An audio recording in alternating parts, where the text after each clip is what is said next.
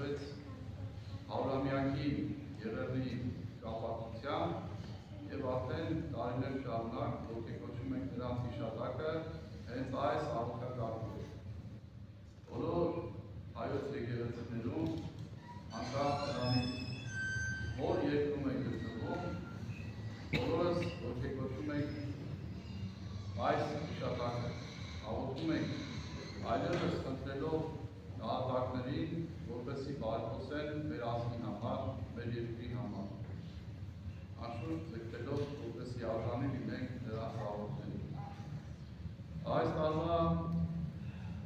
այս կարգը Սուրբ Հարություն եկեղեցու մեջ կատարվեց, քանի որ հարության տոնի մեջ ենք դեռ 40 օրեր եւ հիշատակում ենք, որ Քրիստոս հարություն է ապրում եւ իրեն հարություն պիտի առնեն մեր բոլոր նահատակները, սուրբերը, ու մենք նաեւ Տիրոջ դատաստանի